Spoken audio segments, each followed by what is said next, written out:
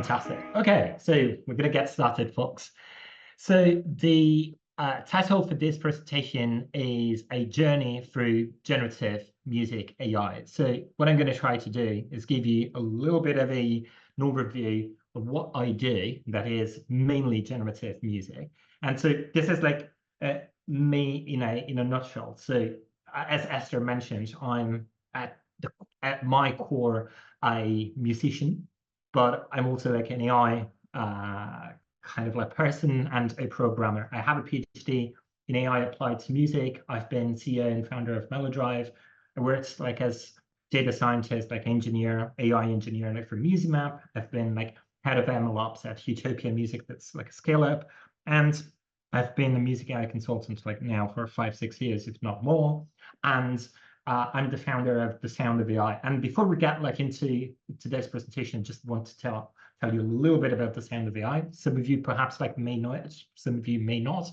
But basically, it turns out like that this is like one of the largest, if not the largest, like music AI ecosystem online. It all started like with my YouTube channel. So as Esther like mentioned, so here I have like a lot of tutorials and things that talk about all things at the crossroads of AI, audio, and music.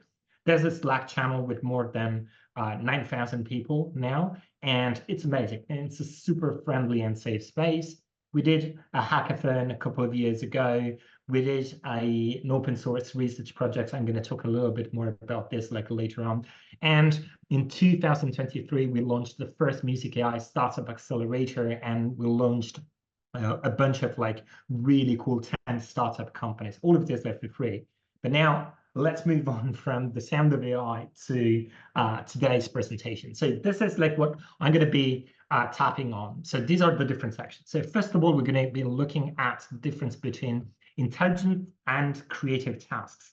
Then we're going to delve into what's generative music AI. Then I'm going to give you like a super brief high-level introduction to the history of generative music. And I'm going to mention a few examples of generative music systems. I'm going to talk about some of the current challenges that we are facing, and then I'm going to abstract out a little bit and talk a little bit about how AI is transforming the music landscape. And finally, I'm going to give you a couple of pointers regarding things like you can look at, like if you're particularly interested in generative music. Okay, without any further ado, let's get into it. So, okay, so perhaps like some of you may recognize like this particular like location. It's in Rome, but I don't care like about the location here, but I care about a typical type of a task that we can do with computers these days, and that's basically like recognizing like objects. So like for example, an AI can recognize that this is a statue, that this is a person, and this is another type of object, it's a light, whatever, right? And so what's this type of like a task? Well, it's object identification, right? So we have a task, and we use a machine like to sort of like solve that task. Okay, now I'm going to give you like another example of a task like that, or use case like that we can solve with a computer or a machine, and that is every time you talk to like your Google Assistant or Siri, well, Siri hopefully understands like what you say. So it's basically like speech to text or automatic speech recognition, right? And that this is another intelligent task that a machine can actually do. And what is the kind of like connection between these two tasks? So object recognition and speech recognition. Well, we can use an objective success metric here, right? So for example, for the case of speech recognition, we can use the number of correctly identified words. And same thing like for object recognition, we can have a metric that says, hey, you've been right 90% of the time identifying like the objects, the particular object in this image or in this video, okay? So that is an objective success metric. And then we also have a quite well-defined problem description. We know language. We know that language is made up of a series of tokens, words, and we want to recognize like those words. Of course, there are some gray areas there, but all in all, we can say like that object recognition as well as speech recognition are kind of like well-defined problems. They can be defined in a formalized manner, and that is what we need to define an intelligent task for artificial intelligence. So an objective success metric that we can use to understand how successful we are at a particular task, and then have also a way of describing the problem that is well defined. Now compare that with this. Okay, so what's this? Well, it's representation of music, like the music I like the most, classical music, like orchestral music. Okay, so do we have a success metric for this? Or is this like a well-defined problem? Or this?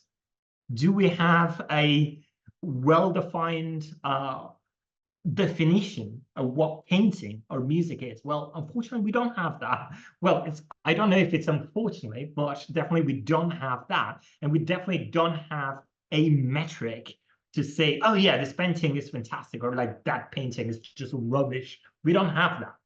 So in the case of art and every implementation of art, be that music, be that painting, be that like sculpture, be that literature, we don't have objective success metrics, and the problem really is not very well defined. And so that's the difference between an intelligent task and a creative task. So something that we can't really measure objectively, and we can't define formally. So as I said, like the higher level here is artificial intelligence, and that's the art and science of building intelligent systems like that solve use cases like that have like clear success metrics and do have and can be defined. And then we have we can call it like a subfield of AI, if you will, or it's the sort of like the younger cousin, if you want, and that is computational creativity. And that is the art and science of building systems that do things that we humans deem as creative. So basically, these are all systems that generate music, that can generate, for example, paintings or literature, whatever you want. Okay, now, if we take computational creativity, of course, in computational creativity, we can code a lot of different systems, and these different systems can create literature, they can create paintings, but there's a particular subset of that is like the subset that I'm the most interested in, and that is systems that do generate music. And we call this generative music. So this subfield or subfield goes by many names: generative music, procedural music, algorithmic composition, music AI, creative music AI, you name it really. But I really like generative music. Okay, but generative music in and of itself is a highly interdisciplinary field. And so here are some of the things that you should know if you want to work with generative music. So of course, artificial intelligence, because as generative music researchers and engineers, what we do all the time is we steal algorithms from AI and we use them to generate music, right? But also another field we steal a lot of things from is music information retrieval. So here we use basically algorithms and AI to understand music. It's more about like the analysis of music rather than the generation. And remember, analysis and generation are two sides of the same coin. In order to generate music, you need to understand it first. Then, as a generative music practitioner, researcher, you need to know about digital signal processing. So how audio digital signals work. You have to be a great software engineer. You have to know about music cognition, because in order to generate music, you have to understand how we perceive and process music. And of course, the last ingredient is that you should be familiar with music theory, musicology, so that you can embed some of that information in your generative music systems like that you want to create. So takeaway point here is that generative music is highly interdisciplinary. And so it's a cool field just because of that, because you have the opportunity to touch onto like so many different subjects. Now, generative music is a very difficult field for a number of And so here I have three challenges that are still open today, and we're going to be diving into them a little bit by bit. And so how can we define and represent music, right? So if we want to generate music, we have to define it and represent it first so that a machine can manipulate somehow what we humans manipulate in our brains, right? We need an actual representation of music. How can we evaluate generated music? So, and that's the whole problem of not having an objective success metric. We don't have that, so we need ways of evaluating the music that these systems can generate by themselves, so that we can see whether we're going like in the right direction or in the wrong direction, and so we can tweak our models based off of that feedback. And who should evaluate generated music? Is it experts? Is it like the lay people, like typical like users of Spotify? Well, these are all open questions, and we're going to dive into some of this right now. But before we get into that, I just want to give you some direction into how we can classify generative music systems, because they come in all shapes and forms. So we need a way of creating a sort of taxonomy so that we can understand what they do, right? Because they do a lot of things. So you can ask yourself, what's the goal of the system? So some systems generate only melody, others generate chord sequences, other full tracks, other they allow you to improvise with them some crazy jazz, or like they generate loops. And at the same time, so what's the ultimate goal?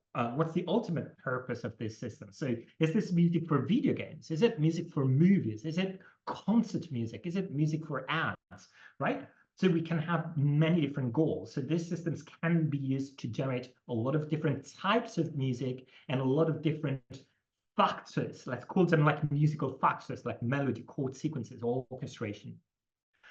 Second question we can ask to classify a generative music system. So who uses the system? Is it for songwriters? Or is it like for professional composers, movie composers, for example, or concert composers? Is it for developers? So all you need is an API or an SDK. So basically, like you can call this system through programmatically, and then you get back some music. And that's perhaps like what developers may need. Or is it for researchers? Is it for musicologists? Is it for music cognitive scientists like interested in music? Or is it just like for consumers, people on TikTok, people on Instagram, or perhaps like people on Facebook? Now, another question we can ask is, how is music generated? Because there are a ton of different ways we can generate music. And how is music represented? So how do we represent music in this system?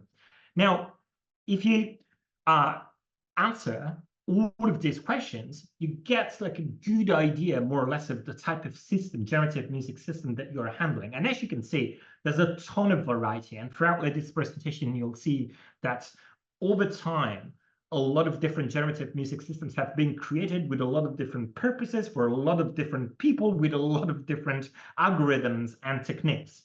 Now, let's jump into music representation, because this is extremely important.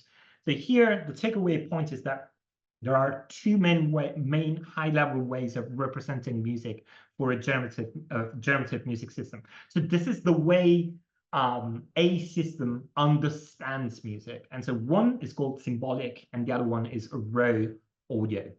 Let's jump into symbolic. Well, symbolic music representation is super simple. It's basically the equivalent of what we have whenever like we read a score or some music sheet. It's basically just like a score.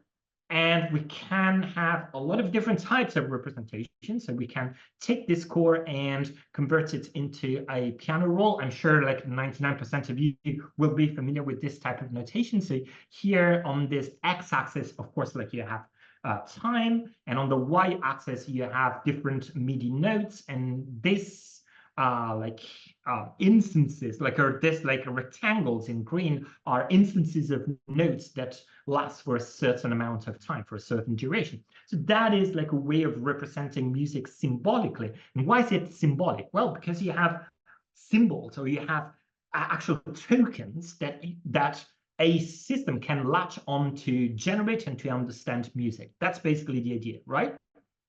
Other symbolic representations are MIDI or music XML. At the end of the day, you're dealing with symbols, and these symbols can be manipulated somehow by the system to generate a new music. Okay, and then we have the dark side of the moon, let's say, okay? And that is raw audio representation. So in this case, all the system knows is the WAV file, right? So this can be an MP3, a WAV file. It's basically like the wave itself. So the system understands music and generates music, analyzing and generating directly directly audio, raw audio, a waveform. That's all it does. Now, of course, there are some advantages and disadvantages, like for both of these types of representations, of course.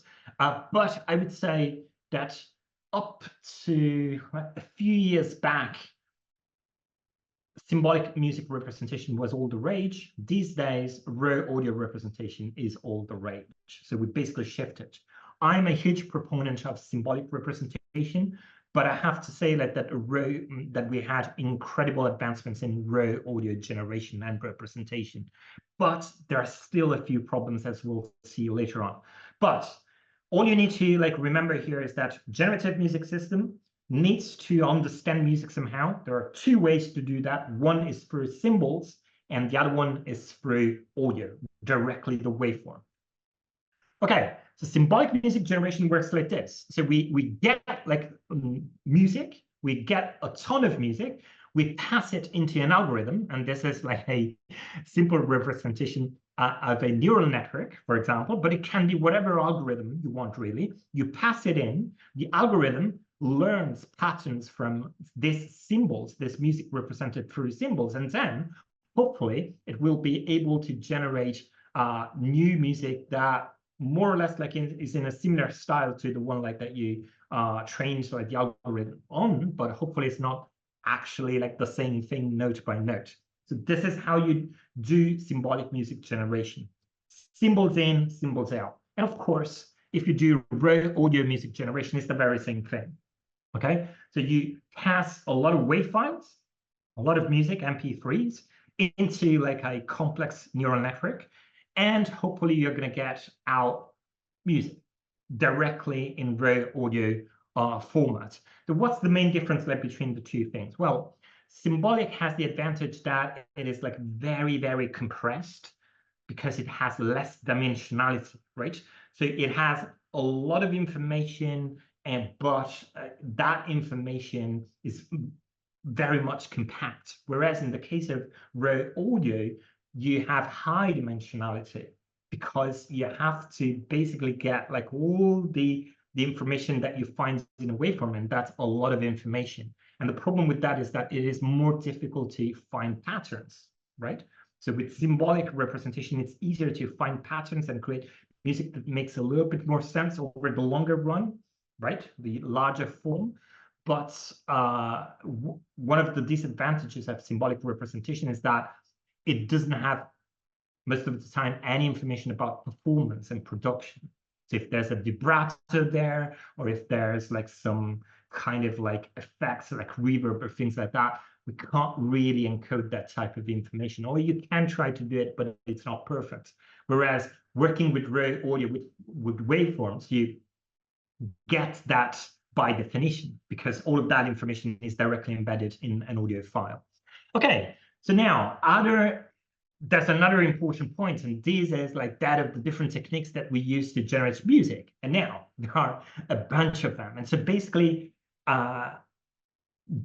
artificial intelligence started more or less in the early 50s, and since then we've stolen all of the algorithms that AI researchers were using for solving complex tasks. We stole those algorithms and we use them to try to generate music, not to generate music. So most of the time they didn't work. But here I'm going to give you a list of those. So symbolic AI. Well, symbolic AI, again, with symbols, right? So this is not really the same thing as what we said earlier. That was a type of representation of music that was through symbols, but there are a lot of algorithms that manipulate those symbols. And it could be that those symbols are notes, but they could also be text, or it could also be any other type of like thing you have in mind. Like, for example, if you want to do like a diagnosis, like for a disease or something like that, you're going to manipulate a lot of rules and symbols. And so these are systems like that use rules, they use generative grammars, this kind of stuff. So they basically manipulate those symbols, right? And this was like very fashionable up until like the early 2000s, I would say. After that, we started to see a slight movement towards machine learning, and toward, I would say, like over the last 10 years or so, towards deep learning. So deep learning basically like became like the big boss in a sense, like of generative music. So right now, most of the models that you will see out there are deep learning based models. So they basically use like neural networks with a lot of complexity and a lot of parameters. Then there were statistical methods, like for example, Markov chains, hidden Markov chains, these kind of things, but also like other simpler methods, algorithmic methods, like for example, using fractals, cellular automata, and evolutionary algorithms as well. So these are, you don't need to know these things, of course, because unless like you are interested in them. But the point that I want to try to make here is that there are many different ways of generating music through artificial intelligence. And over time, we've used a lot of different techniques that come from many different subfields of AI, many different techniques of AI.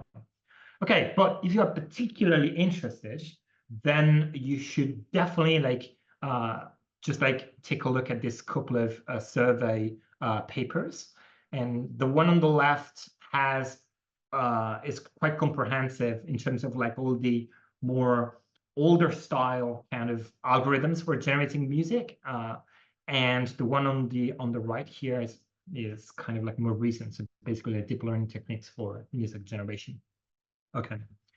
Now let's jump into the history of generative music, and I've divided this into 3 or 4 different phases. So we'll start from phase 1, and I call it like academic niche. It starts in the early 50s and it arrives until 2010. Then we move on to the second phase that I call generative music startups. That starts in 2010, and then we move to the third one, which is big tech experiments. And that starts in 2016. And I've added a 4th one, but we'll get there like the moment we'll get there. Okay, so academic niche. So this was like, I would say like the largest chunk of time, basically like covers like most of the time, like from the 50s until like the early 2000, or well, not the early 2000, the early 2010s. So what happened during this time? Well, there was a lot of experimentation, a lot of incremental advancements, like a few things like moving slowly, but most of the time you wouldn't get like a full piece generation, but rather like the systems would focus on a particular aspect of the bigger thing. Like for example, generating melody, generating chord progressions, or doing like a harmonization of a melody. So not the whole thing, not the whole piece, but just like parts of the piece. And again, there wasn't really like a huge focus on audio production quality, but rather like the focus was more on the compositional side. So here, researchers basically like tried to create systems that could compose music in a decent way. And one of like the major issues that we had like throughout like this period, it was like that the generative music AI community was scattered all over the place. So you had people who came from computer science departments, others who came from music cognition, others from musicology, but there wasn't really one platform where everybody like could join forces together. And this has been like a huge issue for a long time.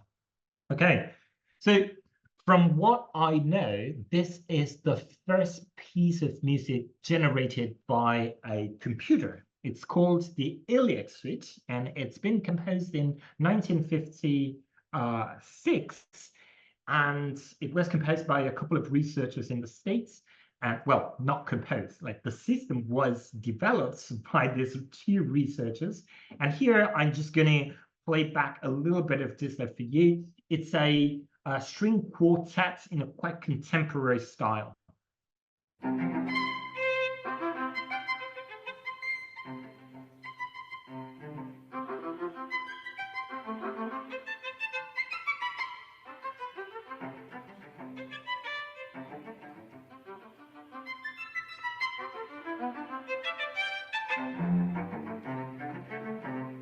Okay, you get the idea. So let's move on. I think it's 3 or 4 different movements. I can't remember specifically. And the point was that researchers used different techniques for the different movements. If I remember correctly, they used generative grammars for one of the movements. They also used Markov chains for another movement, but you get the idea. It's kind of like generative, a string quartet, like with a kind of like contemporary arts music vibe to it. Okay, so that, to my knowledge, is the first time machine generated a piece of music. Okay, so let's move on. Okay, and here we move to phase number 2, so generative music startups. And so this one, I would say, starts around 2010. And so during this phase, we have focus shifts towards like products. We want to get all this amazing research that we had during phase number 1, so the academic niche phase, and then move it to products, to productize like all of that. And of course, in this particular moment, like the focus like shifted towards like full piece generation, so that like these systems like try to create entire pieces of music rather than like fractions or like particular aspects of it. And here it was probably the first time that there was like an initial focus on high quality generative music data sets, right? So, and the reason why that happened is because during like this period, we started to have like an extensive use of machine learning, and machine learning works with data sets, music data sets. So basically, we tried like to create and curate large music data sets that then we could use to train machine learning models with the hope of creating pieces of music, full pieces of music that would more or less make sense. Okay, and so this was like the time of these startup companies. Melodrive, the one that I co-founded, Endor, Ampere Music, Moobert, Brain FM, Ava, Jukdeck, and so on and so forth.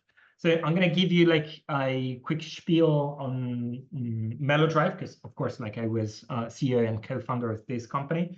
So we were basically like at the edge of the edge at this point. We were like a generative AI company, generative music AI company, before it was all the buzz. Because now, if you say generative AI, everybody in the industry says, oh yeah, of course, generative AI is the most important thing. It's going to change the world forever. But try to say that in 2016. No one cared and no one understood what you were saying, right?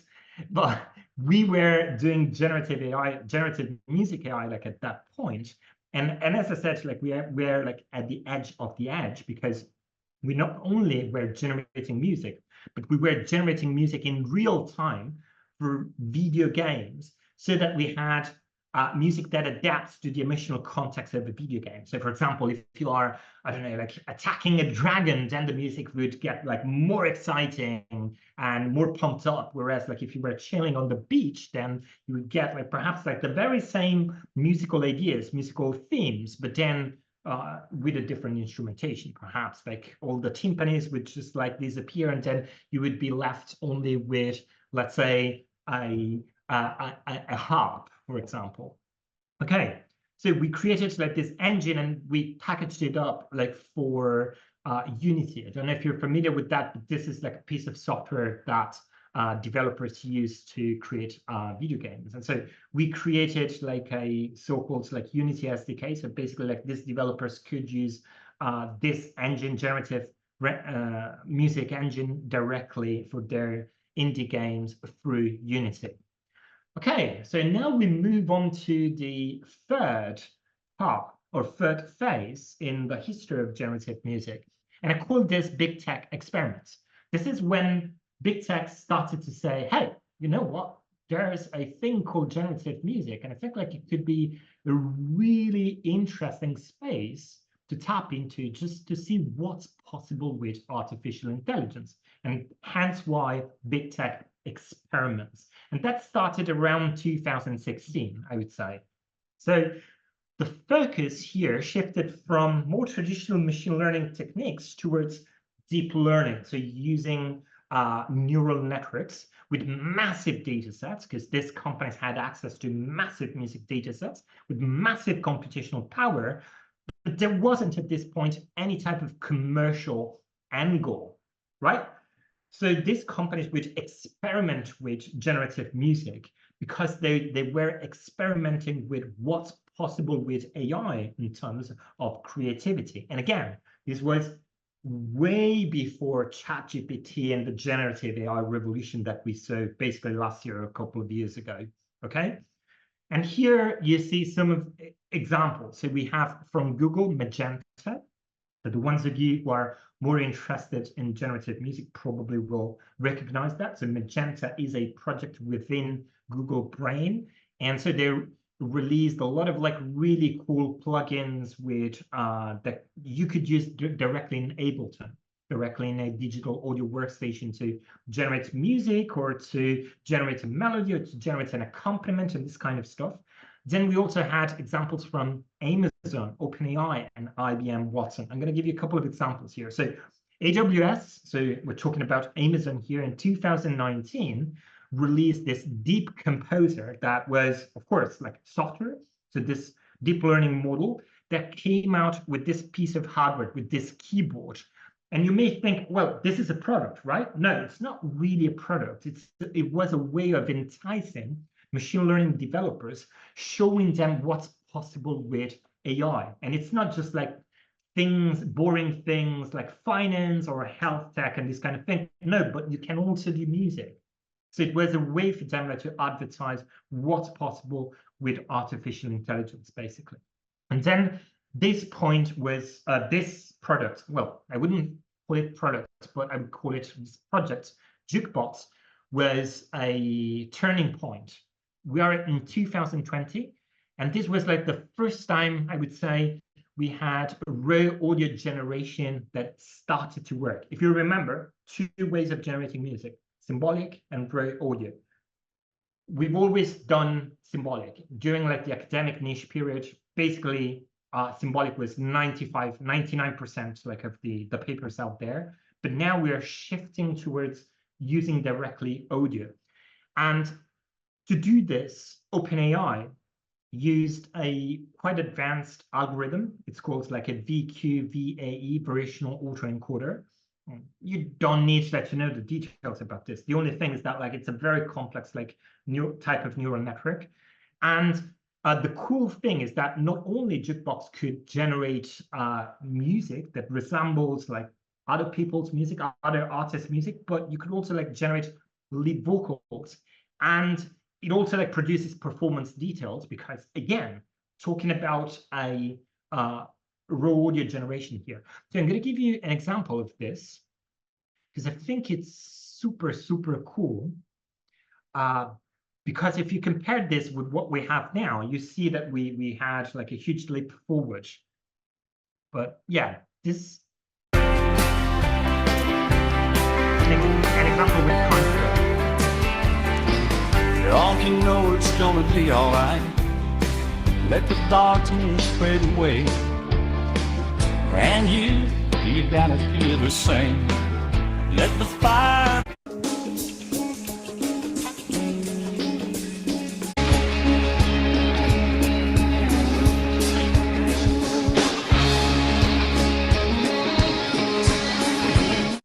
You get the point, right? So it starts to sound eerily uncanny in a sense, but there's still a lot of artifacts, and I want to draw your attention towards the vocals. It's complete mumble jumble. This lyrics, like you don't really have words. You just have like people uttering like vowels like and consonants like that.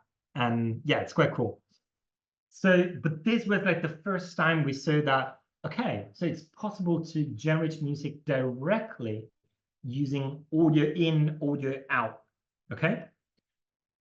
And then towards like that period, like with my community, we worked like on a really, really cool project that was called like the open source research project. And basically like this was like a community-driven research project. So we had more than 150 people from all over the world like joining in, and it lasted for almost 2 years. And we built a neural synthesizer with voice commands that then we published. And here like you have like the paper for that. And this one like was also like a really, really cool project, because right now, like everybody knows about like text to image, right? For example, DALL-E, Midjourney, right? But at the time in 2020, well, that wasn't really a thing. And so basically what we did back then was like text to, well, not text, but even like voice to sound. So we would basically like ask like our neural synthesizer, it's basically like a neural network, like to generate like some guitar sounds, like with particular timbre information. So we would say, hey, can you give me a guitar with very low attack, very high decay, no low mid, and yeah, you get the point. And you would get like something like this. And basically like this would like create like one-shot samples that then you can use like in your DAW, wherever you want like to produce like your music. And we had also like some very, very weird sounds, things like this. So we were basically starting like with a guitar, but then like we obtained like super weird sounds, and it was like really, really super cool. And if you're interested, like we have like the paper like that we published. And by the way, like this was like probably the first kind of like community-driven like paper in AI like that I've seen in a while, and definitely like the one like with more people involved. So it was like completely like bottom up, and it's been like an amazing project. I highly suggest you like to go check this one out. Okay, so we are now at the end of phase 3, and we are entering phase 4, and I call it like music AI hype, and that's like 2023. And why is it music AI hype? Because we are entering, or we've already entered, the generative AI revolution. And unless like you live under a rock, you're probably familiar with ChatGPT, basically like a generative AI like algorithm that use like a transformer. It's called a type of neural network like called a transformer that allows it like to generate like text in a way like that's particularly good, like, and semantically like good as well. And along with that, we also had like text to image generation. So this one, I think like this image was generated with a previous version of Midjourney, which is quite compelling, isn't it? So you start like with some text and you get an image. And so basically like people started to do the same thing with music. So text to music. So text to music now is the big thing. And how does that work? Well, you basically have a music model, a generative music AI model, similar, let's say, to this text-to-image model or to ChatGPT, and you ask this model, you give this model a prompt, like for example, a fusion of reggaeton and electronic dance music with a spacey, otherworldly sound, and then hopefully the music model will come up directly like with a piece of music that somehow reflects like what you mentioned here. And like the one paper that probably like made a quantum leap like in this space is called like MusicLM. It's quite complex model. I'm not gonna get into this, even though like if you want like the details of this, like I have like a video on the Sound of AI YouTube, like where I dive into this like quite a lot. But I just want to show you a couple of examples here, right? So yeah, let's take a look at this one here. So the main soundtrack of an arcade game, it is fast-paced and upbeat with a catchy electric guitar riff, and you can keep reading there.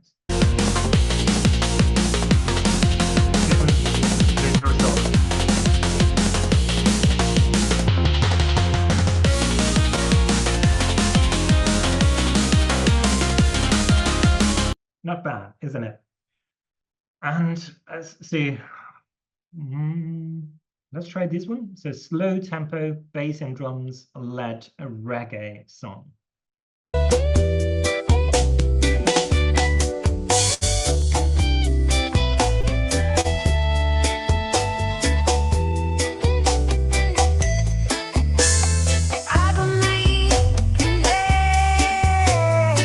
Yeah, you get the idea, right? So if you compare this to jukebox, you can hear it's way better in terms of like the quality of the music, the quality, the fidelity of the sound, and the overall coherence, the musical coherence there. So there's been a huge quantum leap here, but of course is by no means perfect.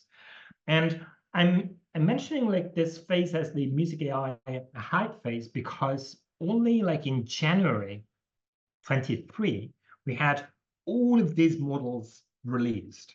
Muse AI, Audio LDM, SynthUp, Rave 2, Refusion, and a bunch of others. And now if you go to, and if you check like papers in generative music, you see a deluge really like of papers. Every couple of days, like a new model comes out. So we are really living the music AI hype phase. But as I said, like there are still a lot of challenges, and generative music AI hasn't been solved, and it's not going to be solved for a very long time for a number of reasons. And these are some of those. First of all of these models like that I showed you, even like the most like recent ones, have issues with long-term structural music coherence. So they tend to do like quite well at the level of a musical phrase, but then after a while they feel like that the music feels like a random walk in music space. So the music just like goes around and around without like a particular direction. Then audio production quality is not there yet. It's better, of course, it's quite good, but it's not perfect. And the other major problem is that now we have a lot of really cool tech, but the question is like, can we turn this cool tech into viable products? And what should these products look like? Right? We have no answer to this. And especially in terms of user interface and user experience, this has been something completely neglected. So all of these advancements have been at the level of the core technology, the core AI, but almost zero advancements has been done at the level of user experience. And most of the time, products that actually sell are not the ones that have the best technology, but the ones that do have the best experience and that actually address a real problem in the market. And we don't have that. Then another couple of points that I want to draw here, like that are very, very important. So many of these models are what I call Matryoshka systems. So these are complex models that are made up of other models, right? But the problem is that these lower level models usually are proprietary models. Like, for example, if you take a look at Musimap here, so this was released by Google, right? And a lot of this music AI hype research is pushed by large companies, right? The problem is that you can see here, right? So this model is made up of a lot of different models, Mulan, a Soundstream, right? But these are proprietary models. They're not open sourced. And so the problem is that like it's very difficult for other people to try to emulate what Google has done, for example, right? And they are trained on massive data sets. And you need to be Google, you need to be Facebook, you need to be Meta, or you need to be TikTok to train these models because of competition, because of access to data. So this is a major issue. And one of the bad consequences like of this approach is that smaller players, like for example, universities, startups, cannot really compete against like these large giants like Google and OpenAI. This is not only true for generative music AI, it's way scarier than that. Because generative music AI, okay, yeah, it's fun, it's super cool, okay, but it's not a high risk field, right? But now, if you shift towards like other use cases in artificial intelligence, like for example, like speech generation or text generation, this kind of stuff, image generation even. So then having all of this power concentrated in the hands of a handful of companies can be a big issue. And so the risk that we are facing here, well, it's not really a risk, it's something that's happening already, is that we are living a process of sort of like concentration of power, AI power, data power in the hands of only a few companies. And this is like what I call an AI oligopoly. And that's something that probably we should fight back against. Okay, so now the final bit, the final section of this presentation is all about how generative music transforming music, the industry, right? And who's generative music impacting? Well, I like to draw this cool triangle thing where generative music is at the center, and then we have at the different like vertices, like listeners, musicians, and media creators, because generative music is kind of like affecting all of these players in the music industry. And let's see how. So first thing that we'll see is how generative music kinds of like influences and it's going to affect listeners. Well, it is definitely going to enhance the listening experience. So it's good. We're probably going to be in a world where we're going to have AI systems that generate music, and the music like will be consumed, like this AI generated music will be consumed by listeners. And the first example of that, like what was that like Iliac suite, like piece that we had. But now all of this like is going to happen at scale. And this is like basically like what Endel is doing. It's a German-based company, I believe, a Germany-based company, Berlin-based company. They do create personalized sound environments to help you focus, relax, and sleep. So it's kind of like functional music. It's not really like core art music. No, it's not like that. But it creates like this cool like soundscapes, right? And it works like quite well. So what should we expect in the future? Well, I think that these text-to-music models that we've seen, like Musical.ly, are advancing to a point where probably we're going to see them embedded in large social media networks, like, for example, TikTok or Instagram, so that you, as a user, as a TikTok user, perhaps you can create your TikTok, and just like right now, you're going to add like some filters or whatever kids like do these days, you can do like the same thing like with functional music. So you can create your own music that's unique to your TikTok or to your Instagram story, perhaps like that's based on mood, weather, whatever, really, right? And so this is like something that probably is going to happen. It's going to happen like relatively fast because the quality of these models is already there, I believe, like for this sort of like lower level like consumer products. And at the same time, we should expect like for a lot of like functional music like to be replaced by artificial intelligence. And one thing that I really, really love, and I'm really, really looking forward to seeing this, interactive albums and songs. So imagine you are an artist, right? You create like your music and then like you publish your music and other people are going to listen to your music. But what if you could change your artist, your favorite artist like song or composition into something like that's unique to you, that speaks like to you? So it's basically a sort of like remixing or like a certain level of interactivity there. And so basically like the music is going to change based on for like who you are. So you have a sort of like initial musical script, and then that musical script is going to be sort of like implemented in different ways depending on the listener and depending on the context and this kind of stuff. And I call it like interactive music or interactive albums because we no longer have like a fixed medium, like a song, like a composition these days, but something like that's going to change over time depending on who's listening. Now, let's take a look at how generative music may impact musicians. And this is like the part like that excites me like the most, because like there's a lot of like opportunity here. So I think we're going to see a lot of AI-powered tools for musicians. So a lot of this is going to be like, it's going to result in human-machine interaction, and there are a ton of different use cases here. So you could use like these AI-powered tools. Just so imagine ChatGPT, and I'm sure like 90% of you folks already use ChatGPT. Now imagine the same thing for music. So you could use that like for inspiration. So perhaps like you're stuck like creating like some music and you want to bounce off like some ideas, and you could do this like with a ChatGPT for music. You could use this like to enhance yourself.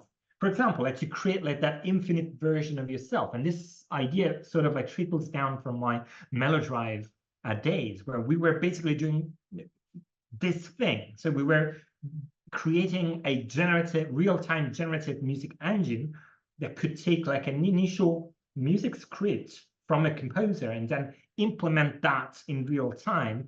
And the music would actually change like depending on what's happening in the game. But you can think of this type of enhancements also like for more traditional music, not just like video game music. You could use like AI-powered tools to like facilitate like music creation, for collaboration, for practice, or for just having like super cool and interactive education. And I'm going to give you like an example of collaboration between like a machine and AI, a music AI, and this is like a hardware music AI and a jazz musician here. Let's see.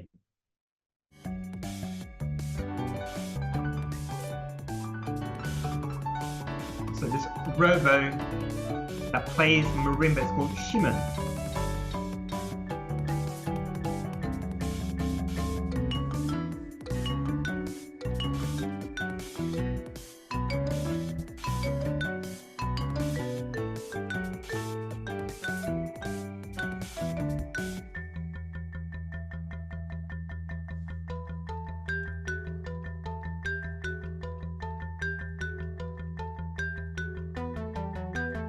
Isn't that super cute? Cool. Okay, so what should we expect in the future? Well, I think over time, probably musicians will focus more on the high-level musical ideas, and sort of like details may be left, let's say, to AI to implement. And this is more or less like the idea that we had back then, like at Melodrive, right? So as I mentioned, right, you as a music composer would sort of like create like the high level ideas, so the different musical themes, perhaps like attached like to things that are relevant for a particular game, and then you may create like some high level rules, like for example, so if this happens, so if a battle like kicks in, then do this or do that, and then you would leave like the details down to the AI that implements that in real time. Then we're definitely going to see AI music buddies to practice and perform with, like Shimon.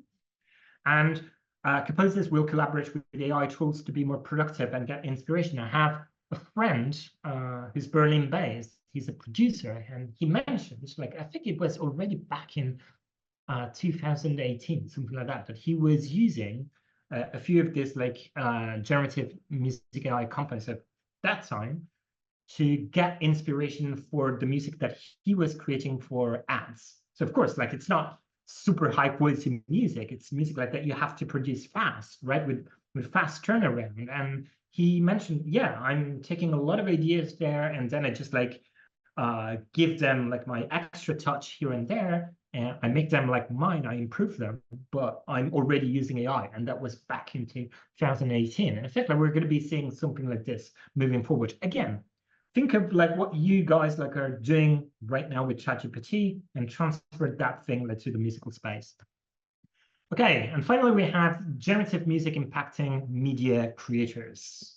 Okay, so we're going to have AI tools which generate music for media. So both for linear media and interactive media. For linear media is music for videos like YouTube videos, or movies, or ads. And for interactive media, this is music for video games, VR, augmented reality, and apps. And I do believe like that a lot of this functional music will be somehow offloaded to AI, because it doesn't necessarily have to be super extra quality. I don't think that this is kind of wipe out, like, I don't know, like movie composers or video game composers. No, it's going to simply allow those developers, indie developers, for example, that don't have a budget today to get like music, to perhaps like have music. So it's, the market is going to work like at different like levels, right? So the higher level will still want to have like that human touch, and will obviously like pay like premium money like to have like that human composed music. But the lower level that already cannot afford like human composed music probably will just like move on and use AI. Cool. So an example of that is Boomi, for example. And so Boomi is a generative music company, and you can create music with Boomi. You in a few like clicks, really, or taps, and then you can publish like that music like straight away on Spotify and all other platforms. What should we expect in the future? So, as I mentioned, AI takes over a composition for music, for videos and advertisement. AI will enhance composers scoring interactive media. And we already mentioned this, like with this idea of like having like an initial musical script that gets like developed and implemented in real time by an AI. And then AI generated music for social media. And again, like we sort of like mentioned this to a certain extent already. And this is basically like embedding some of these text to music models within TikTok, Instagram, Facebook. I don't know, but I would say like those social media networks that cater to is like a younger Gen Z like population probably will see like this models like relatively soon like embedded in themselves. Okay, so at the end of the day, what's like the big promise of generative music? I think like it works like at two levels. On the one hand, there's the promise of music democratization. So everyone can be a musician. Of course, not everyone can be a musician, but they can have the, I don't know, like the feeling of being a musician, just like right now you have the feeling of being a photographer on Instagram, because Instagram helps you like to create like pictures like that are actually quite cool through filters and things like that. So the same thing probably will happen with music as well, where people are going to be able to generate like music that's more or less like decent, but the most important thing, like that's unique to them.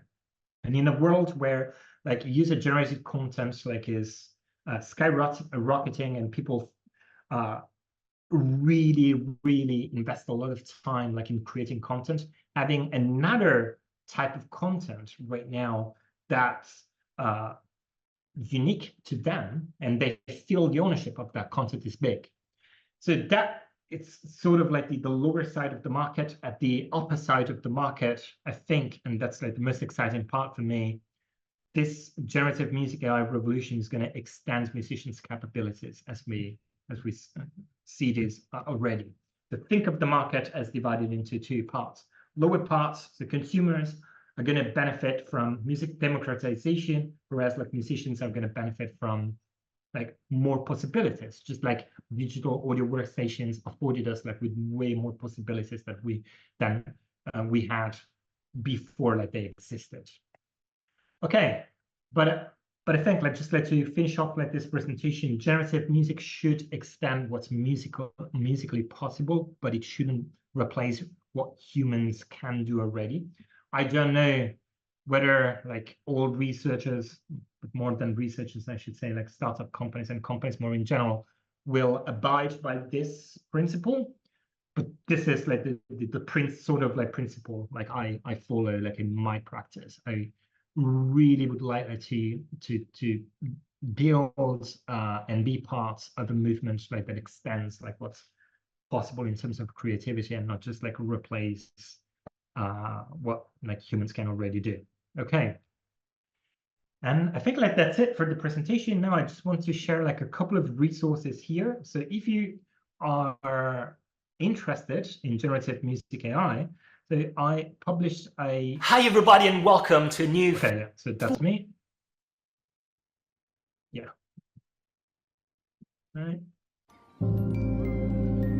Not sure what's happening, but here you see this is like a playlist on my channel, Sound of AI, and it's an entire course on generative music AI, and it goes like very, very deep into like a lot of things like the history and the techniques and business use cases, these kind of things. But at the same time, then we also like dive deep into like the more technical stuff. And I built it in such a way like that it can be followed both by developers, like people who are like well versed in AI, and people who don't have like a background in that, so musicians. So it's for both of them. So I highly, highly suggest you like to go check out like this course that I created. And then the last thing that I want to mention is the Generative Music AI workshop. And so this is going to happen in Barcelona from June 17 until June 21. And registration are open, and they'll be open until April the 22nd, I believe. If you're interested, just like go check this one out. It's a workshop where we accept basically like 30 people, 20 technologists and 10 musicians, and they sort of like self-organize into 10 teams, and they create like a cool piece of software, like piece of art, like using generative AI, and basically like at the crossroads of music and artificial intelligence.